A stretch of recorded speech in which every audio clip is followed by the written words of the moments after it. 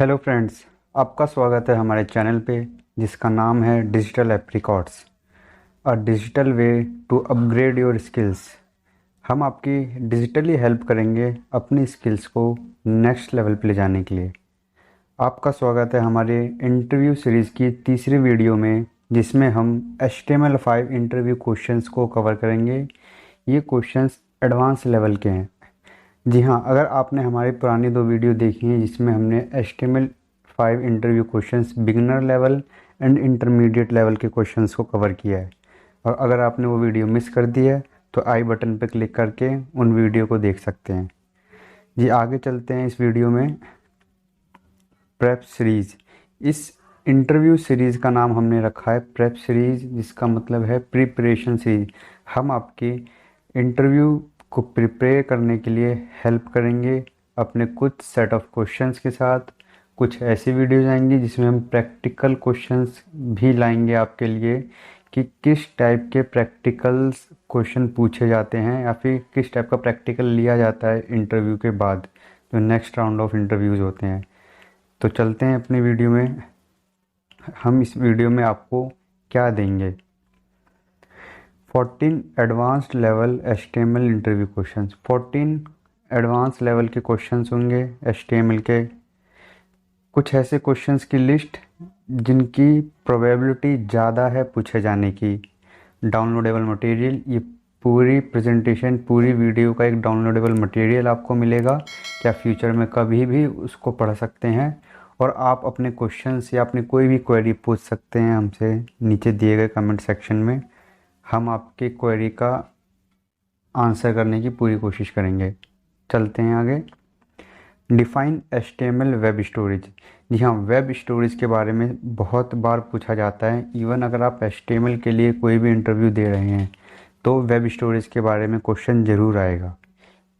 तो web storage है क्या? HTML web storage is used to store data locally in browser. Web storage की help से आप अपनी वेबसाइट का थोड़ा सा डेटा लोकली यूज़र के ब्राउज़र में सेव कर सकते हैं, स्टोर कर सकते हैं, उसको फ्यूचर में एक्सेस करने के लिए या फिर उसको स्पेसिफिक रिक्वायरमेंट्स प्रोवाइड करने के लिए। When website gets loaded, the storage function runs and stores data locally in the browser. कि जैसे कि अगर आपकी वेबसाइट मल्टीपल कलर्स के लिए है और आपने यूज़र को फंक्शनैलिटी दे रखी है कि वो अपने कलर्स अपने अकॉर्डिंग चेंज कर सकता है, तो अगर किसी यूज़र ने रेड कलर से येलो कलर चेंज किया तो इस डेटा को आप उसके ब्राउज़र में स्टोर कर लीजिए। जब भी फ्यूचर में वो दोबारा उस वेबसाइट को या आपकी वेबसाइट को लोड करेगा तो वेबसाइट डिफ़ॉल्ट कलर के अलावा येलो कलर में खुलेगी, क्योंकि आपने उस येलो कलर का कोड अपने उस यूज़र के ब्राउज़र में लोकली स्टोर कर लिया। ये होता है वेब स्टोरेज के हेल्प से। वेब स्टोरेज की हेल्प से और भी बहुत सारी चीज़ें होती हैं, पर इसमें हम सिर्फ आपको क्वेश्चंस के बारे में बताएंगे। Web storage is more secure and stores large files than cookies. Web storage store up to 5 MB। It does not transferred data to server. ये डेटा आप सर्वर पर ट्रांसफ़र नहीं कर सकते, लोकली ही रहता है सिर्फ ब्राउज़र में। वेब स्टोरेज के दो ऑब्जेक्ट हैं, window dot local storage, window dot session storage. इन दोनों की हेल्प से आप डेटा को स्टोर करते हैं स्पेसिफिक एक यूज़र के लिए। नेक्स्ट क्वेश्चन पे चलते हैं।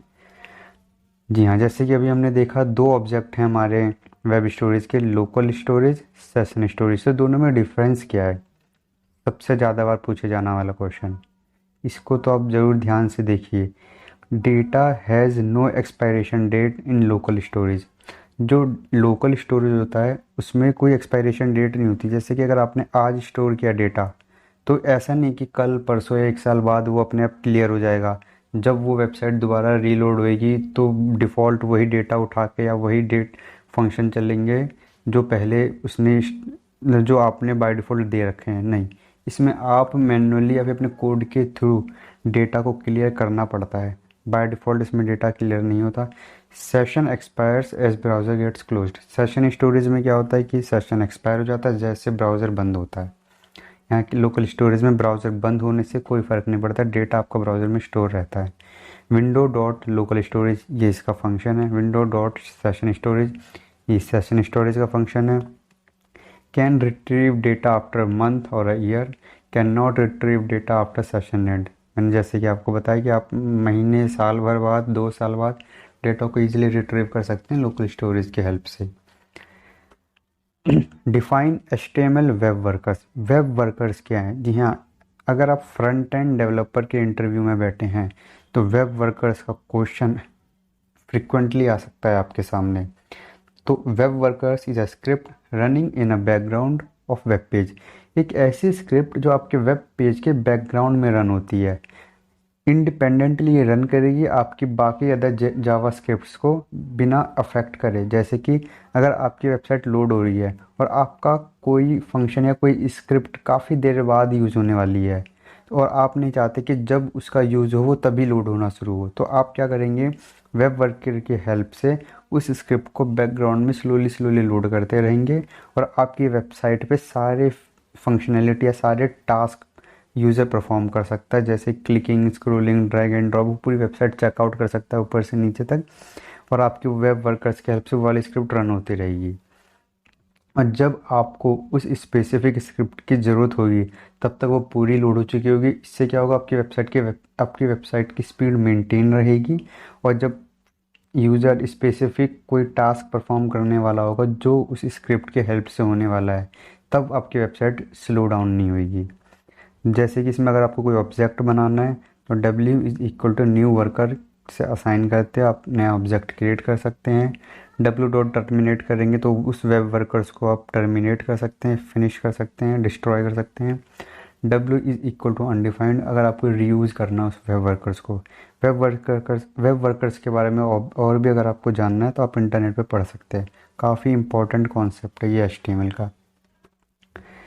जियो लोकेशन API, जैसे कि आजकल लोकेशन से रिलेटेड काफ़ी फंक्शनैलिटी यूज़ होने लगी हैं वेबसाइट्स में, मोबाइल एप्लीकेशंस में। तो अगर हम वेबसाइट्स की बात करें तो काफ़ी सारी वेबसाइट्स आपकी करंट लोकेशन मांगती है आपको अच्छा यूज़र एक्सपीरियंस देने के लिए। तो HTML ने भी अपनी जियो लोकेशन API निकाल दी है, जिसकी हेल्प से आपको यूज़र की करंट लोकेशन जानने के लिए आपको कोई बहुत बड़ा फंक्शन नहीं लिखना पड़ता। ईजिली आप HTML की जियो लोकेशन की API की हेल्प से करंट लोकेशन यूज़र की जान सकते हैं और इसको स्टोर कर सकते हैं अपने फ्यूचर यूज़ के लिए। एक्सप्लेन ग्लोबल एट्रीब्यूट्स, कुछ ऐसे एट्रीब्यूट्स हैं जो ग्लोबली यूज़ होते हैं, किसी भी टैग पे लग जाते हैं। जैसे कि एक्सेस की, class, style, ID, hidden, tab index, title, range, ये मैंने ऐसी लिस्ट दी है जो ग्लोबली किसी भी टैग पे आप यूज़ कर सकते हो HTML पे। तो ये क्वेश्चन भी कभी कभी पूछा जा सकता है आपसे कि ग्लोबल एट्रीब्यूट्स के नाम बताइए। तो वैसे क्लास, स्टाइल और आईडी, ये तीन तो एक ऐसे हैं कहीं भी आप यूज़ कर सकते हो, ये आपको याद भी रहेंगे। इन केस अगर आपको बाकी याद नहीं आते हैं तो इनके बारे में आपको पता होना चाहिए कि ये ग्लोबली यूज़ होते हैं। Difference between HTML and XHTML। HTML hypertext markup language, HTML extensible hypertext markup language. HTML का एक एक्सटेंडेड वर्जन है। HTML मार्कअप लैंग्वेज है जो वेब पेजेस क्रिएट करती है, और वहीं पे हमारी XML मार्कअप लैंग्वेज है जो HTML के एक्सटेंडेड वर्जन को लॉन्च करती है, क्रिएट करती है। जैसे कि HTML का जो हमारा एक्सटेंशन होता है .html या .htm, XHTML का XHTML .xht, HTML .htm ये यूज़ होता है। ये HTML टेक्स्ट और HTML को रेंडर करती है, ये एप्लीकेशन XHTML को रेंडर करती हैं XHTML। तो इसके बारे में आपको पता होना चाहिए XHTML एंड HTML में क्या डिफरेंस है, ये पूछा जा सकता है आपसे। What are meta tags, why is it used. Meta tags, अगर आपको SEO की थोड़ी सी भी नॉलेज है तो आपको मेटा टैग्स के बारे में पता होगा, और अगर नहीं पता तो मैं आपको क्लियर कर देता हूँ। Meta tags are also HTML tags. Meta tags do not have closing tags, it is included in between head tag. Meta tags is use to tell browsers and search engines about web page description. मतलब आपका जो web page है उसके बारे में कोई information अगर आपको ब्राउज़र को या सर्च इंजन को देनी है तो आप मेटा टैग्स में लिखते हैं। जैसे कि अगर आपको अपने उस वेब पेज का टाइटल बताना है कि क्या टाइटल है, तो आप मेटा टैग में लिखेंगे मेटा टाइप टाइटल। अगर आपको डिस्क्रिप्शन देना है, किन कीवर्ड्स को आप रैंक कराना चाहते हैं उस वेब पेज में, तो आप अगर देना चाहते हो तो मेटा टैग्स यूज होते हैं। अगर आपको अपनी वेबसाइट को रैंक कराना है सर्च इंजन में, तो अपने वेब पेज का कंप्लीट इन्फॉर्मेशन आप ब्राउज़र को या सर्च इंजन को देते हैं मेटा टैग्स की हेल्प से। What is quirk mode in HTML? जी हाँ, ये आपने नहीं सुना होगा। क्वर्क मोड क्या होता है? अगर आप कभी भी डॉक टाइप का डिक्लेरेशन करना भूल जाते हैं अपने HTML पेज में, तो आपका वेब पेज क्वर्क मोड में चला जाता है। मतलब HTML element displayed according to browsers, जो आपका HTML वेब पेज रेंडर होगा, अब वो ब्राउज़र के अकॉर्डिंग रेंडर होगा। ब्राउज़र जिस HTML के वर्जन में रेंडर करना चाहता है वो उसमें रेंडर कर लेगा अपने अकॉर्डिंग। अगर आपका वो ब्राउज़र अपडेटेड है तो लेटेस्ट HTML में रेंडर करेगा। अगर आपका ब्राउज़र अपडेटेड नहीं है तो किसी भी वर्जन में रेंडर कर सकता है। तो आपको डॉक टाइप डिक्लेरेशन करना कंपलसरी होता है। आगे चलते हैं। Mention advantages of space collapsing in HTML। जी हाँ, अगर आपने HTML में कोडिंग की है तो आपने देखा होगा आप कितना भी स्पेस दे देते हैं पर वो सिंगल स्पेस लेता है। Browser automatically collapse multiple spaces into single space. जितने भी आप स्पेस देते हो उसको सिंगल स्पेस में कोलैप्स कर देता है। ऐसा क्यों करता है वो? ऐसा इसलिए करता है कि आप अपने डॉक्यूमेंट को, आप अपने HTML पेज को ईजिली फॉर्मेट कर सके और उसको स्टडी कर सके कि आपने क्या कोड लिखा है। कोड को अंडरस्टैंड करने के लिए फ्यूचर में ये फंक्शनैलिटी HTML प्रोवाइड करता है। ये आप स्पेस कोलैप्स कर सकते हैं। नेक्स्ट, डिफाइन इमेज मैप इन HTML। जी हाँ, इमेज मैप के बारे में आपको इन्फॉर्मेशन होनी चाहिए। इमेज मैप क्या है? आप एक ही इमेज पे अलग अलग एक्सेस डिफाइन करके उस पर मल्टीपल वेब पेजेस के लिंक दे सकते हैं।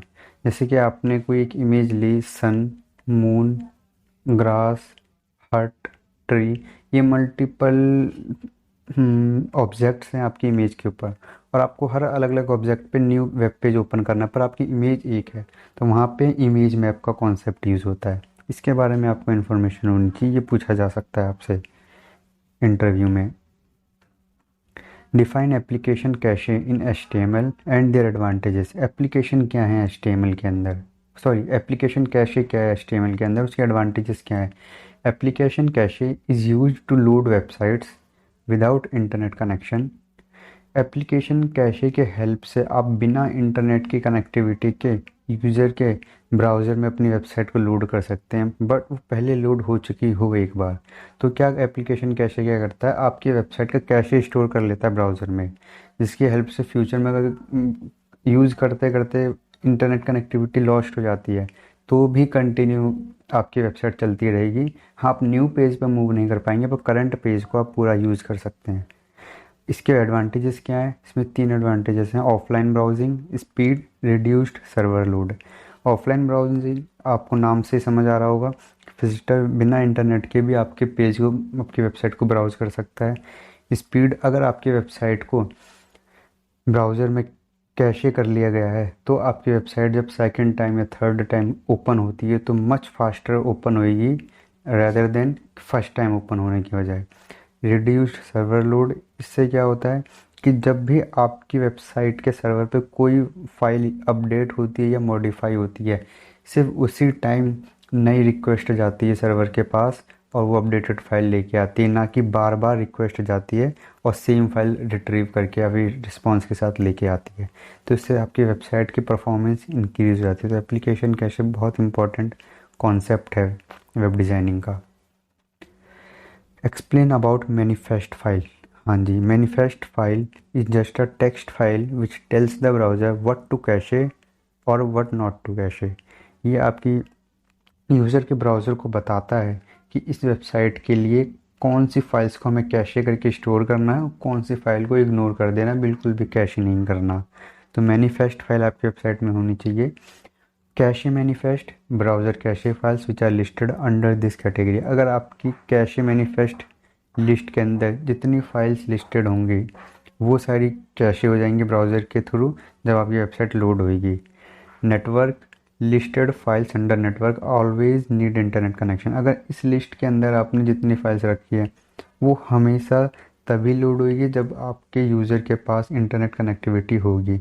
विदाउट इंटरनेट ये फाइल्स कभी लोड नहीं होंगी, ये हमेशा सर्वर से आती हैं। ये कुछ ऐसी फाइल्स होती हैं जिसमें चेंजेस होने की प्रोबेबिलिटी हाई होती है कि इसमें चेंजेस होना ही होना है। इसीलिए fall back files can not be accessible which comes under fall back list.